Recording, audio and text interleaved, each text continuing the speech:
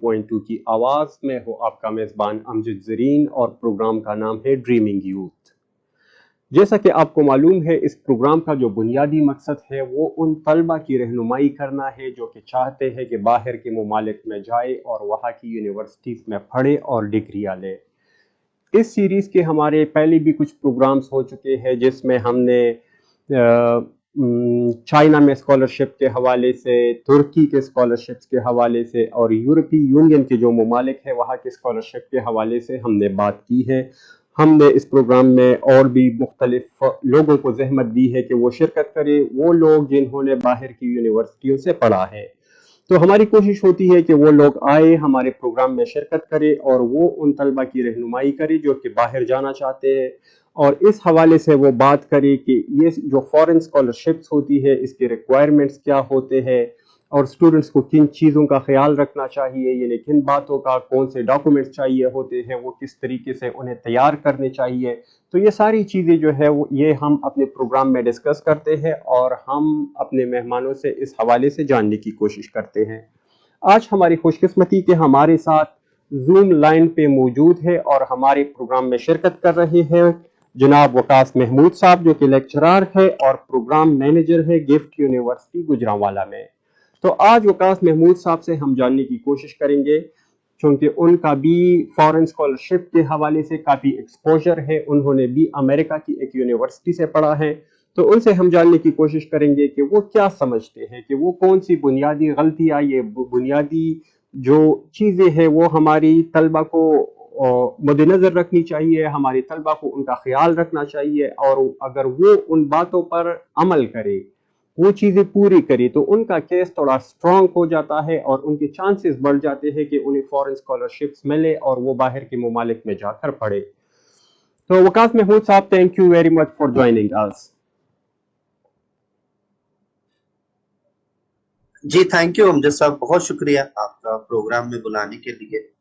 अच्छा वकास महमूद साहब, चूंकि मैंने आपकी ब्रीफ सी इंट्रोडक्शन की है, तो सबसे पहले तो मैं चाहूंगा कि आप हमारे सामीन के लिए अपने बारे में थोड़ा तफसील से बताइएगा। जी थैंक यू। मैंने 2013 में यूनिवर्सिटी ऑफ गुजरात से मास्टर्स किया था और उसके बाद फिर मैं तकरीबन 5 to 6 ईयर्स गुजरावाला में ही डिफरेंट चैनल्स में रिपोर्टर रहा, जिसमें डॉन और अब तक मैं सीनियर रिपोर्टर रहा। और फिर उसके बाद 2017 के एंड पे मेरा एमफिल कंप्लीट हुआ, तो फिर मैंने मीडिया को डायरेक्टली खैर बात कह के तो मैंने यूनिवर्सिटी ज्वाइन कर ली, गिफ्ट यूनिवर्सिटी 2018 के स्टार्ट में एज ए लेक्चरर ज्वाइन कर ली। और उसके बाद फिर मैंने इस्लामिया यूनिवर्सिटी बहावलपुर से पीएचडी स्टार्ट की। और इसके साथ साथ मैंने डिफरेंट जो न्यूज वेबसाइट्स हैं उनको भी एज ए एडिटर लीड किया हुआ है।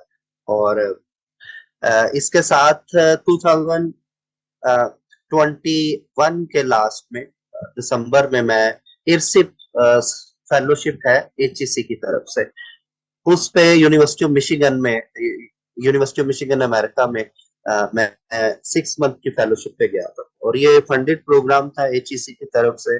और यूनिवर्सिटी ऑफ मिशिगन का बता दूं आपको कि वो दुनिया की जो 23rd टॉप यूनिवर्सिटी है और अमेरिका की जो फर्स्ट है, पहले नंबर पे है अमेरिका में पब्लिक यूनिवर्सिटीज रैंकिंग में।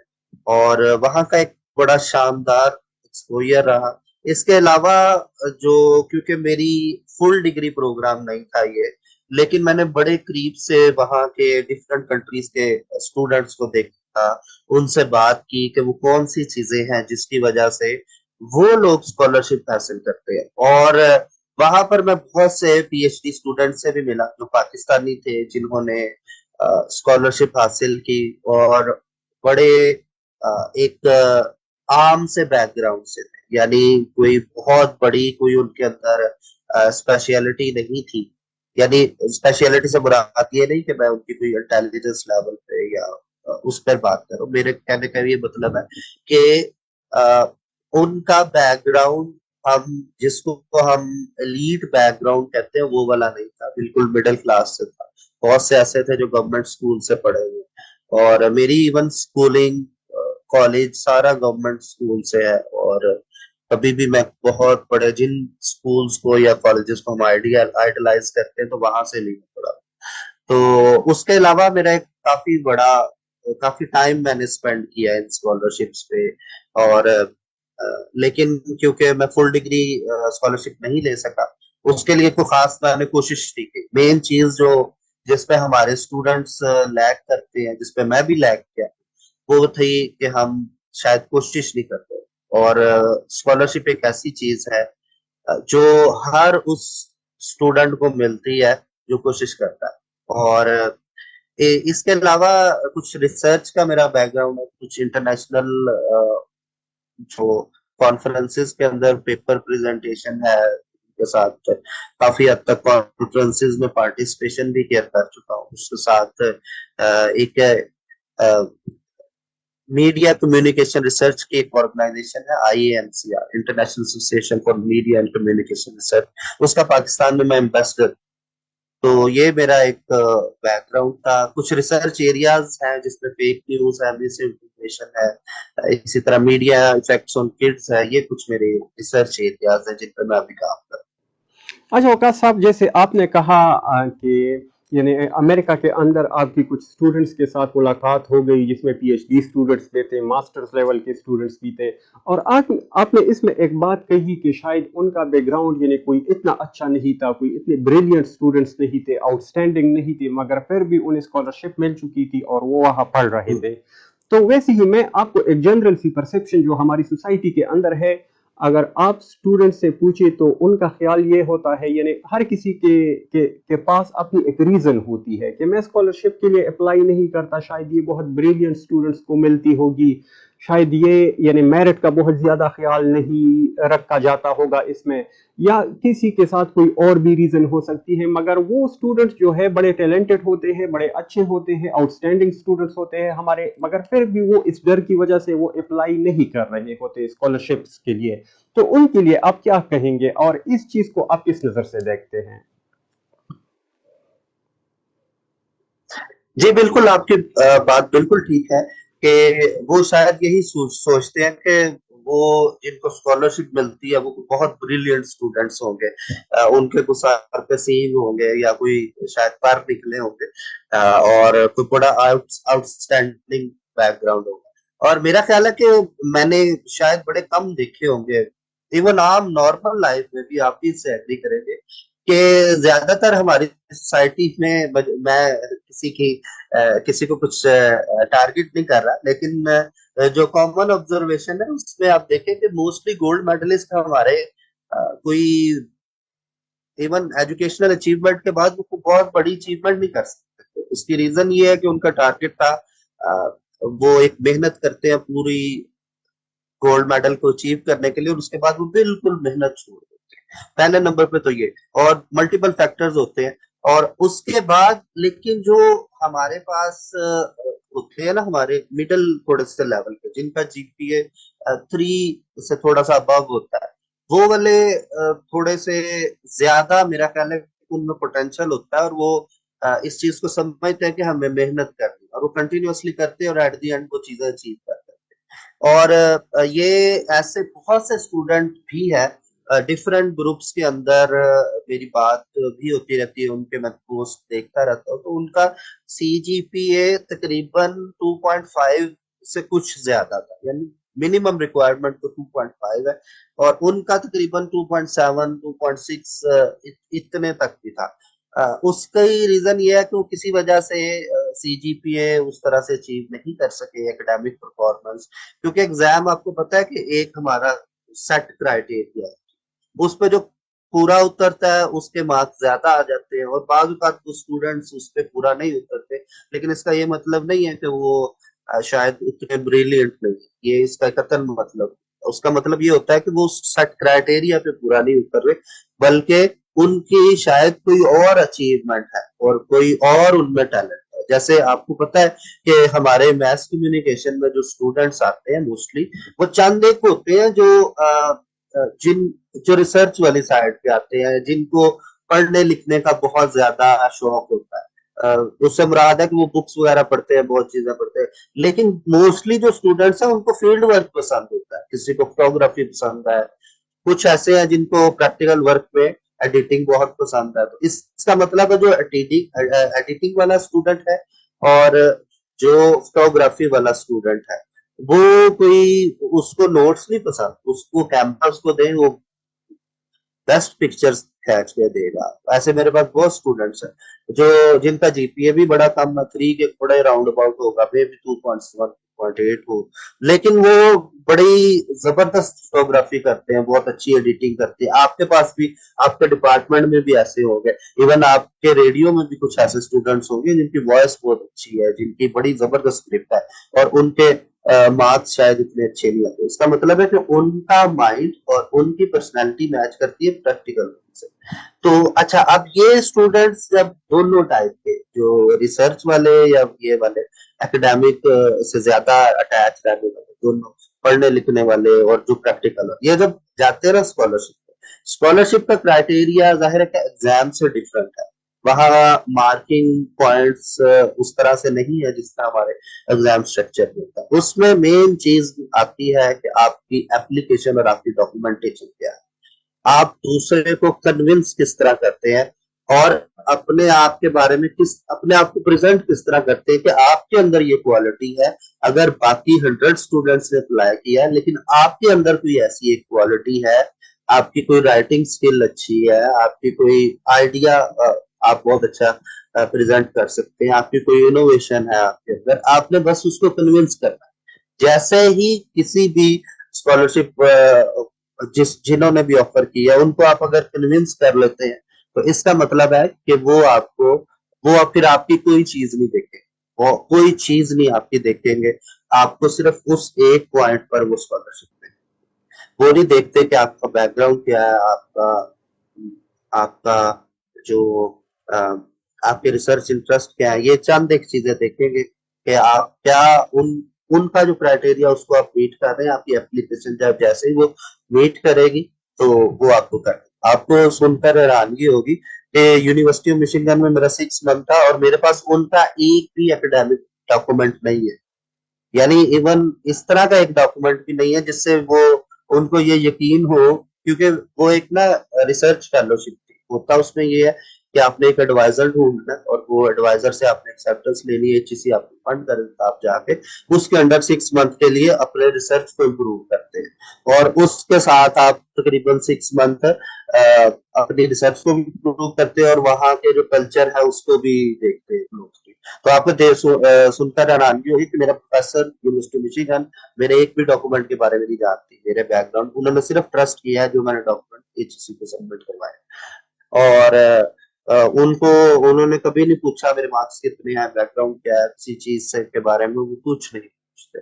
बहुत सी स्कॉलरशिप्स है जिसमें फुल डिग्री में होता है कि वो आपके डॉक्यूमेंट, लेकिन मेन चीज आपकी एप्लीकेशन है। बहुत से केसेस में आपका इंटरव्यू होता है, वो प्रोफेसर इंटरव्यू आपका लेते हैं। और जब मैं प्रोसेस कर रहा था तो तकरीबन 4 या 5 ऐसे प्रोफेसर थे जिन्होंने मेरा इंटरव्यू किया, लेकिन क्योंकि ये यूनिवर्सिटी मिशिगन टॉप पे आती थी, तो लिहाजा मैंने इसको प्रायोरिटाइज किया, और बाकियों को फिर बाकी जहां से भी एक्सेप्टेंस मिली थी या मिल रही थी उसको मैंने फिर पीछे कर दिया, क्योंकि ये टॉप पे थी और ज्यादा, और यहाँ प्रोफेसर भी था वो भी बिल्कुल मेरे एरिया से कंपैटिबल थे और मैं उनके एरिया में काम कर रहा था, तो एक्सपोजर।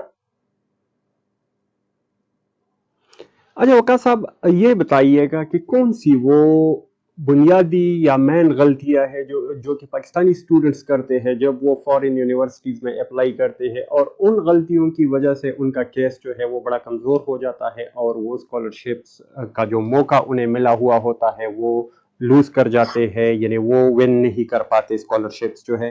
तो आपके ख्याल में वो कौन सी ऐसी चीज़ें हैं, कौन सी ऐसी गलतियां हैं, या डॉक्यूमेंटेशन में वो कोई गलतियां करते हैं, या और कोई रिक्वायरमेंट्स वो नहीं मीट कर पाते? आप क्या समझते हैं इस बारे में?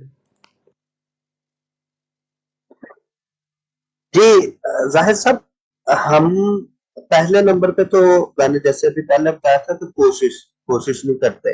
कोशिश ना करने की एक रीजन ये होती है कि मोस्टली स्टूडेंट अपने आप को उस तरह से कोई अपने आप पर कॉन्फिडेंट नहीं होते, या तो वो बहुत ज्यादा कॉन्फिडेंट हो गया जिसको हम ओवर कॉन्फिडेंट बोलते हैं। वो भी स्टूडेंट जाहिर है अगर ओवर कॉन्फिडेंट हो जाए कि जनाब मैं तो पैदा ही स्कॉलरशिप लेने के लिए हुआ हूँ और मेरा तो बड़ा जबरदस्त बैकग्राउंड है, वो भी उस तरह से लूज, वो भी मेरा ख्याल है कि वो भी ओवर कॉन्फिडेंट स्टूडेंट भी उस तरह से नहीं चलता। और कुछ होते हैं वो बेचारे इतना पीछे होते हैं।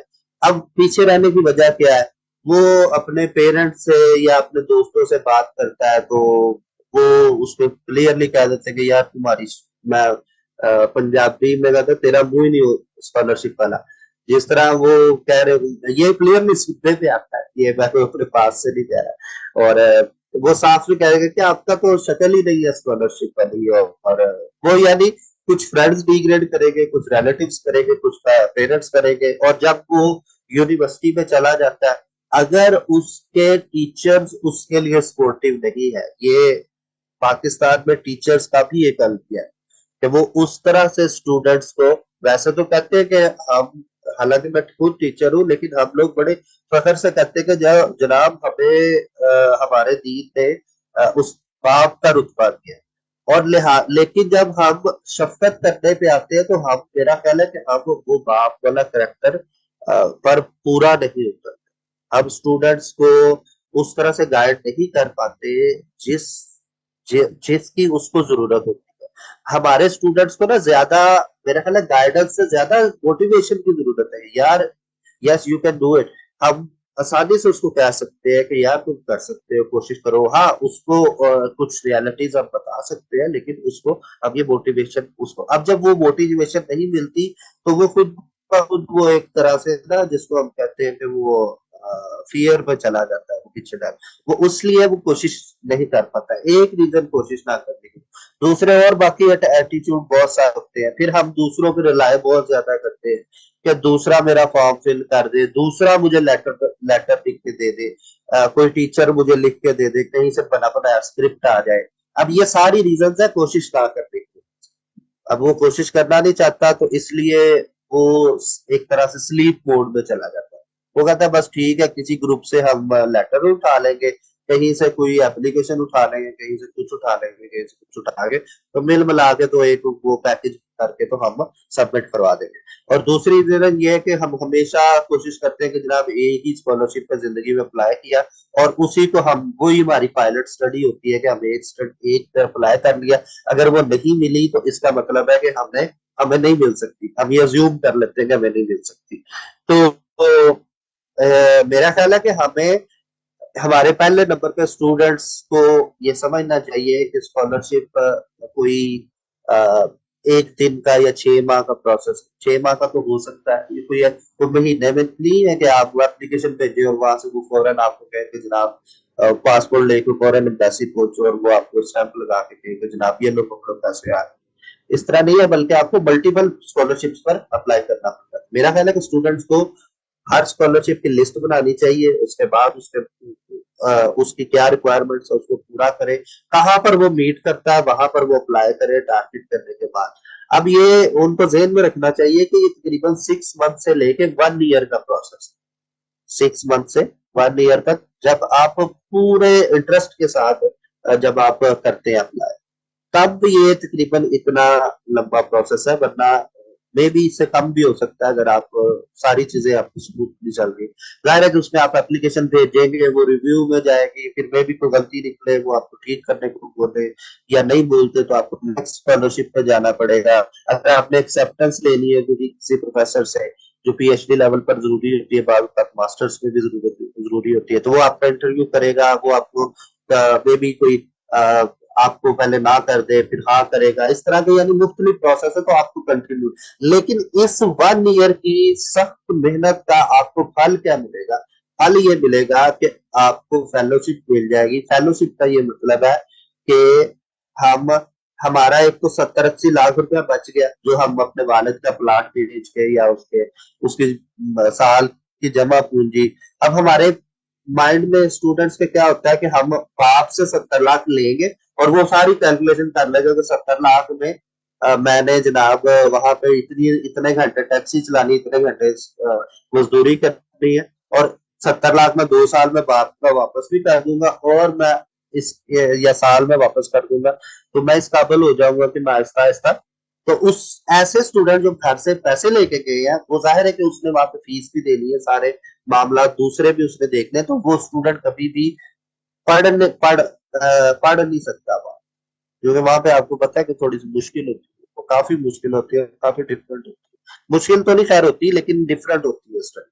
तो उस इन्वायरमेंट में अगर वो उसको ये टेंशन होगी कि सुबह मैंने क्लास लेनी, शाम को जॉब भी करनी है, और वो फिर वो जॉब भी करनी, वो इसी इन्हीं चीजों में फंस के रह जाता है। और उसकी जो स्कॉलरशिप पे जो स्टूडेंट होते हैं, उसको क्योंकि महीने के तकरीबन अमेरिका में तकरीबन कोई 2000 और से तकरीबन $2400 या $2500 तक मिलता है ये पीएचडी स्टूडेंट्स को। मास्टर्स वालों को आई थिंक कोई 1500 या $1600। तो इसमें कुछ $600-700 में आपका गुजारा हो जाता है, बहुत अच्छा। गुजारे से मुराद ये नहीं कि आप कोई सिर्फ खाना पीना होता है, गुजारे से मुराद है कि आप अपनी तमाम नीड्स को $800 या $900 के अंदर पूरा कर।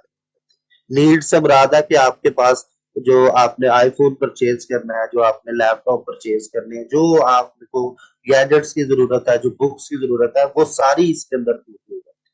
तो बदले में आपको 1 साल की मेहनत में एक तो ये आपका 70 लाख रुपया बच रहा है, फिर आपको मंथली स्टाइपेंड मिल रहा है, जो आधा या आप समझ लें कि 70% आप वहां पे यूटिलाइज कर रहे हैं, 30% आप बचा रहे हैं। और ये जो स्टाइपेंड आपको मिलेगा वो तकरीबन 2 3 साल के लिए, और स्कॉलरशिप पे होंगे तो इसका मतलब है कि आपको रिसर्च का अलग से फंड भी मिलेगा, ट्रैवल अलाउंस आपको अलग से मिलेगा। तो ये तकरीबन मेरा ख्याल है कि करोड़ों में पैकेज होता है अगर पीएचडी स्टूडेंट के लिए, तो जो वहां पे स्कॉलरशिप पे गए हैं। और पहले नंबर पे अगर हम कोशिश नहीं करते या सिर्फ ये समझ लेते हैं कि ये एक आधी स्कॉलरशिप पे होगा, तो ये इस तरह से नहीं होता। फिर एक और रीजन, जो मेन रीजन ये भी है कि हम लोग दूसरों पर रिलाय करने की कोशिश करते हैं। हम लोग ग्रुप्स में मैसेज करते हैं, हम लोग इनबॉक्स में मैसेज करते हैं, जिसको हम पता लग जाता है यार ये स्कॉलरशिप पे है या ये इस तरह से, उसको कहेंगे कि यार वो तुम मतलब अगर मैं, क्योंकि मेरा फेसबुक प्रोफाइल पे मेरी रूटीन है, अगर मेरे पास कुछ चीज आए तो मैं उसको थोड़ा सा देखभाल के तो मैं पोस्ट कर देता हूँ कि जिसका फायदा हो सकता है वो फायदा ले सकता। लेकिन उसमें फिर वही स्टूडेंट कहेंगे कि आप वो लिंक खोल के, हालांकि लिंक मैंने शेयर किया है, वो हमसे ही कहेंगे कि आप लिंक खोल के हमें बता दो कि इसकी क्या रिक्वायरमेंट। हालांकि एक्सपेक्ट ये करते हैं हम कि स्टूडेंट खुद मेहनत करे। जहाँ पे कोई 10 चीजें अगर खुद समझ ले, एक या दो की उसको समझ नहीं आ रही, तो वो सर्च कर सकता है।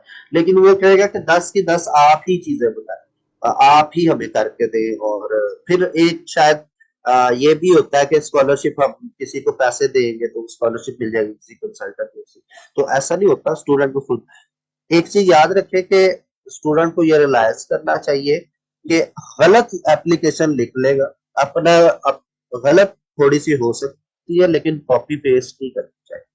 अगर वो दूसरे जगहों से कॉपी करेगा, मिक्स करके कुछ खिचड़ी सी बना के वो करता रहेगा। इवन बहुत से ऐसे स्टूडेंट है जो साइंसेस, सोशल साइंसेस की एप्लीकेशन पे तो साइंसेस वाले के पास भी, मेडिकल वाला इंजीनियरिंग को भेज, क्यों कॉपी पेस्ट है। उसने अगर वो उसमें कोई बायो की कोई फील्ड लिखी है तो वो इंजीनियरिंग वाला उसको भेज देगा, और वो इसको इधर उधर। तो ये एक हमारा, इसकी वजह से पाकिस्तान की जो परसेप्शन है वो बाज औकात अच्छी नहीं है, वैसे अदरवाइज बहुत अच्छी है, ऐसी कोई वैसी बात नहीं कि वो पाकिस्तानियों को निगलेक्ट करते हैं। बहुत सारे कंट्रीज है जो स्पेशली पाकिस्तान के लिए स्कॉलरशिप देते हैं, जिसमें कॉमनवेल्थ भी है, जिसमें इंग्लैंड की भी है, इसी तरह जर्मनी है, और बहुत से ऐसे कंट्रीज है जिन्होंने स्पेसिफिकली पाकिस्तान के लिए स्कॉलरशिप रखी है। अमेरिका की है जिसमें यू ग्रेड है, फुल ब्राइट है, वो स्पेशली पाकिस्तानी स्टूडेंट्स के लिए है। ऑस्ट्रेलिया की अभी आई भी हुई है स्कॉलरशिप, तो आई थिंक उस पे 15 मई लास्ट डेट है, तो वो भी स्पेशल पाकिस्तान के। तो पाकिस्तानियों को पोटेंशियल बहुत ज्यादा वो समझते हैं, यानी वो एक तरह से यह समझ सकते हैं कि वो समझते हैं कि ये किसी हद तक बिगड़े हुए बच्चे हैं, जिनको हम, अगर ये पोटेंशियल है अगर, तो हम इनको बुला के थोड़ा बहुत ठीक ठूक कर सकते हैं।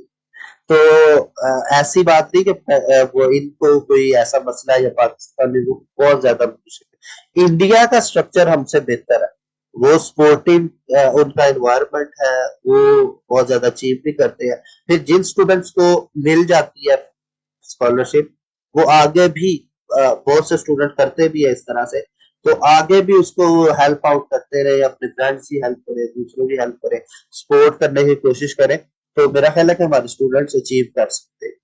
ये बहुत है। अब एचईसी, अब पूरी दुनिया में ऐसे होता है कि जो डेवलप्ड कंट्रीज है ना, ये नहीं कि हम कहें कि जनाब अपना अपना एजुकेशन स्ट्रक्चर या सिस्टम हम ठीक कर लें। अपना एजुकेशन सिस्टम करने की बहुत कोशिश कर रही है एचईसी, अपने तौर पे भी यूनिवर्सिटीज कर, उसमें बहुत सी चीजें, मल्टीपल फैक्टर्स आ भी जाते हैं। अब होता यही है कि हमें डेवलप्ड कंट्रीज से ही आपको नॉलेज लेना पड़ेगा। चाइना के अगर आप देखें ना, मोस्टली यूनिवर्सिटीज में वो अमेरिकन क्वालिफाइड टीचर्स हैं। जो चाइना, जिसको हम चाइना समझते हैं ना, जो स्पेशली आप 7 या 10 यूनिवर्सिटी जो 200 में आती है, उनमें आप मेन प्रोफेसर देखें सारे अमेरिकन क्वालिफाइड। तो चाइना ने भी अमेरिका से ही एजुकेशन ली है। अमेरिका की क्योंकि 60 यूनिवर्सिटीज आती है टॉप 200 में, दुनिया में उसके करीब तरीन भी कोई। तो मेरे ख्याल उसके बाद ये चाइना या इंग्लैंड या ऑस्ट्रेलिया, ये कोई 15-20, सॉरी जर्मनी भी है, 20-20 यूनिवर्सिटीज आती है इनकी, चाइना की 60 है। और वही उधर से चाइना, आपको हिस्ट्री में पढ़ा है, जब हम मुस्लिम्स स्ट्रॉन्ग थे, जब सल्तनत उस्मानिया थी, इससे पहले भी, तो सारी दुनिया मुस्लिम से नॉलेज लेने आती थी, क्योंकि मुस्लिम्स डेवलप थे। जब मुस्लिम्स पीछे रह गए, तो अब हमें उनकी तरफ देखना पड़ेगा, वहां से नॉलेज ला के हम अपनी अपनी यूनिवर्सिटीज को ठीक कर सकते हैं, अपने एजुकेशन सिस्टम को बेहतर कर सकते हैं। तो ऐसा कोई ऐसी भी बात नहीं कि जनाब हम अपने ही मुल्क में रहे, पूरी दुनिया से लिया गया है, जहां से जो डेवलप्ड कंट्रीज, तो हमने भी मुस्लिम्स में बड़ा डिस्ट्रीब्यूट किया नॉलेज। इनके एक एक सिटी के अंदर 100 ये एजुकेशनल इंस्टीट्यूशन थे, बगदाद थे, और ये बहुत से सिटीज है मुस्लिम्स, तो वहां से ले, तो हमें भी वहां पे ही जाना पड़ेगा, अभी वही फार्मूला हमारे लिए। जी सामीन, आप सुन रहे हैं रिफा FM 102.2 की आवाज़। प्रोग्राम का नाम है ड्रीमिंग यूथ, और आज हमारे प्रोग्राम में जूम के थ्रू शिरकत कर रहे हैं वकास महमूद साहब, जो कि लेक्चरर है और प्रोग्राम मैनेजर है गिफ्ट यूनिवर्सिटी गुजरांवाला में। अब हमारा ये प्रोग्राम रिफा FM 102.2 के फेसबुक पेज और हमारी यूट्यूब चैनल पे भी देख सकते हैं। आप कमेंट कर सकते हैं, अगर आपके जहन में कोई सवाल हो तो आप पूछ सकते हैं। हम आपके सवालात वकास महमूद साहब के सामने रखेंगे और कोशिश करेंगे कि वो उन आपके सवालात को रिस्पॉन्ड करें। जी वकास महमूद साहब, ये बताइएगा कि शायद हमारे स्टूडेंट्स ये समझते हैं कि फॉरेन स्कॉलरशिप्स के लिए अप्लाई करना ये एक थोड़ा सा हेक्टिक भी है, कॉम्प्लिकेटेड भी है, यानी इसकी एक टेक्निक होती है, या ये समझ लीजिएगा कि ये एक आर्ट है। तो आपके ख्याल में इस हवाले से एचईसी का और जो हमारी यूनिवर्सिटीज़ है, हाँ वो पब्लिक सेक्टर यूनिवर्सिटीज़ हो या प्राइवेट सेक्टर में हो, इसका क्या किरदार हो सकता है? आपके ख्याल में क्या ये नहीं होना चाहिए कि यूनिवर्सिटीज़ के अंदर यानी स्टूडेंट्स के लिए ऐसे कोई कोई ट्रेनिंग सेशंस हो, ताकि उनको एजुकेट किया जा सके कि किस तरीके से वो रिक्वायरमेंट्स जो है वो मीट कर सकते हैं, और किस तरीके से वो एक सही और एक अच्छा तरीका है, ताकि वो यानी उन स्टूडेंट्स को ये बताए कि वो फॉरेन स्कॉलरशिप्स के लिए अप्लाई करें, तो शायद ये इसकी वजह से वो उन गलतियों से बच सकेंगे और उनकी जो जो सक्सेस रेट है वो थोड़ा सा बढ़ जाएगा। तो आपके ख्याल में ऐसी कोई ट्रेनिंग सेशंस होनी चाहिए यूनिवर्सिटीज या कॉलेजेस के अंदर या नहीं? यूनिवर्सिटीज के अंदर, जितनी मैं यूनिवर्सिटीज को जितनी मैंने देखी है, उनमें तो तकरीबन मेरा ख्याल है कि हर यूनिवर्सिटी के अंदर इंटरनेशनल ऑफिस हर यूनिवर्सिटी ने बनाया हुआ है, इंटरनेशनल ऑफिस। और वो एज ए कंसल्टेंट ट्रीट करता है, और वो फ्री में करता है इंटरनेट। गिफ्ट यूनिवर्सिटी के दोनों का, गिफ्ट यूनिवर्सिटी में हमारा तो बड़ा जबरदस्त किस्म का एक इंटरनेशनल ऑफिस बना हुआ है। और लेकिन उस इंटरनेशनल ऑफिस का यही काम है के वो आपको कंसल्टेंसी ही प्रोवाइड करता है, आपकी एप्लीकेशन चेक करता है, आपको बहुत सी चीजें बताता है कि ये कंसल्टेशन आपको, इवन आपके साथ स्कॉलरशिप्स भी बहुत, उनका रेगुलर काम है स्कॉलरशिप शेयर करना, और जिस स्टूडेंट्स को प्रॉब्लम है वो जाके कुछ चीज समझने की जरूरत है वो वहां पे जाके समझ सकता है। लेकिन उस ऑफिस को स्टूडेंट्स कितना विजिट करते हैं, ये भी एक पॉइंट है कि उसको कितना विजिट करते हैं। बहुत से स्टूडेंट है, मोस्टली स्टूडेंट्स को पता ही नहीं होगा कि शायद इंटरनेशनल ऑफिस का भी कोई काम है, ये है। इंटरनेशनल ऑफिस भी अपने आप को एडवर्टाइज करता रहता है। बहुत से स्टूडेंट उनकी मेल्स भी चेक करते हैं जब वो स्कॉलरशिप के लिंक भेजते हैं, फिर पेजेस पे भी वो पोस्ट करते हैं। तो आजकल तो इतना ज्यादा आसान है आपके लिए, आपकी हर यूनिवर्सिटी ने आपको एक फ्री में कंसल्टेंट भी दिया जो इंटरनेशनल ऑफिस है आपका।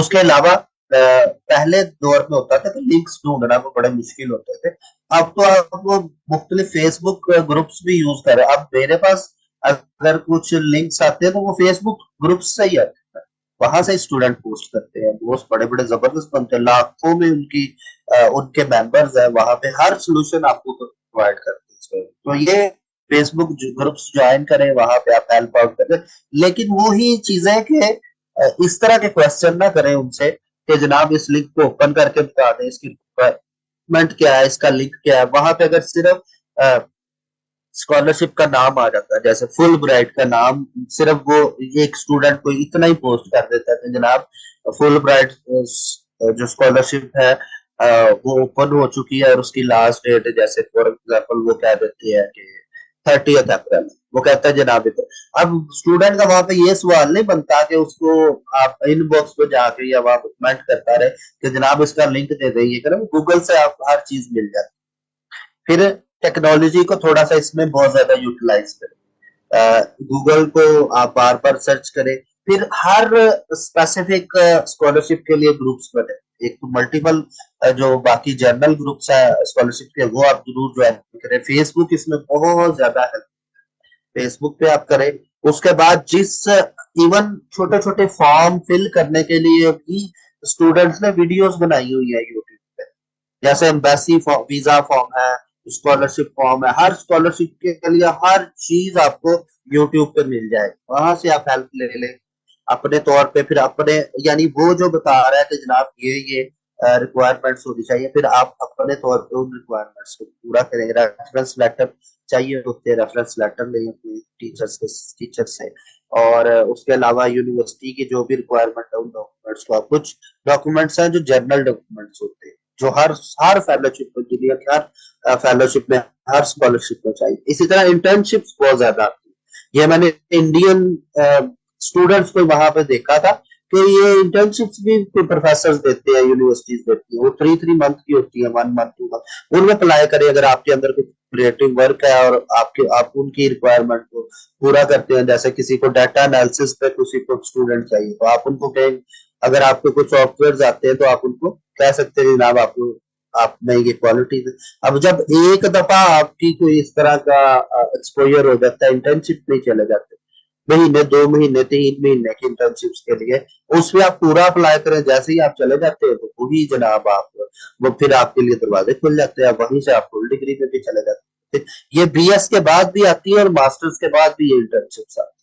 ये पूरी दुनिया में आप सर्च कर सकते हैं किसी भी यूनिवर्सिटी के अंदर, तो वहां पे अगर अवेलेबल है तो आप वहां पे चले जाएं। और जिसमें अमेरिका के अंदर भी है, अमेरिका और बहुत से और कंट्रीज है जहाँ पे ये अनाउंसमेंट होती रहती है, ऑस्ट्रेलिया में भी है। हांगकांग के बारे में मैंने सुना है और कुछ लिंक्स उसके मैंने देखे हैं, जिससे अंदाजा ये होता है कि हाँ शायद पूरा थ्रू आउट द ईयर ये अवेलेबल रहती है।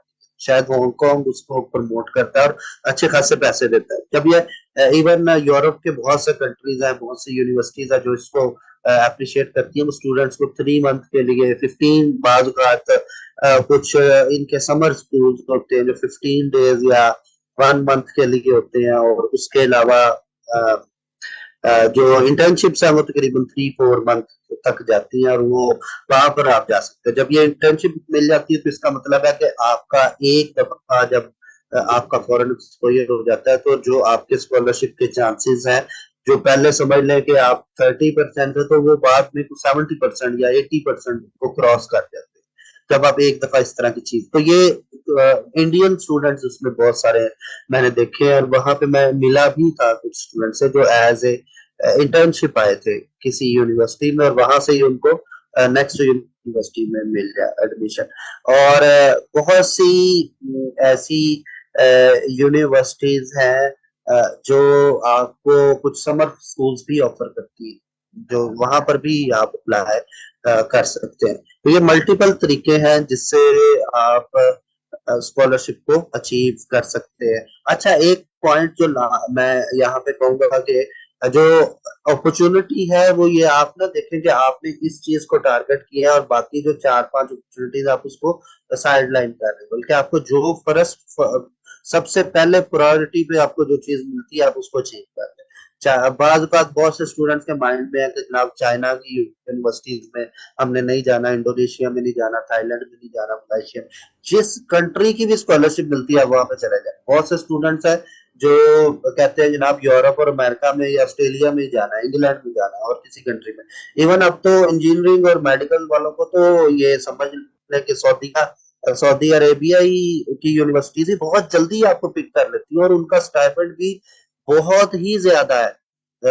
जो कुछ दोस्त कर रहे हैं वो इवन अपनी फैमिलीज के साथ भी, जो पीएचडी स्टूडेंट्स हैं वो फैमिली के साथ रह रहे हैं सऊदी अरब वगैरह। और सऊदी अरब में जो स्टूडेंट्स को वो अकोमोडेशन देते हैं, हमें तो बहुत से यूरोप और अमेरिका में तो आपको अकोमोडेशन बाद बात खुद लेनी पड़ती है, लेकिन वो सऊदी अरेबिया में वो अकोमोडेशन भी देते हैं। लेकिन अभी वो मेडिकल और इंजीनियरिंग यूनिवर्सिटीज से ही इंजीनियर स्टूडेंट्स को टारगेट कर रहे हैं। तो वो जो उनकी अकोमोडेशन है वो 5 स्टार होटल जैसी है। तो यहाँ पर भी ट्राई किया जा सकता है। इवन जो लास्ट आई थिंक 2 ईयर पहले जो फेलो स्कॉलरशिप्स आई थी स्पेशली पाकिस्तानी स्टूडेंट्स के लिए, तो एचईसी बार बार अनाउंस कर रहा था, क्योंकि उनके पास स्टूडेंट्स पूरे नहीं हो रहे, स्टूडेंट यहाँ से पाकिस्तान से इंटरेस्ट नहीं ले रहे थे उसमें। तो उसकी रीजन ये होती है कि वो समझते आइडलाइज करते हैं।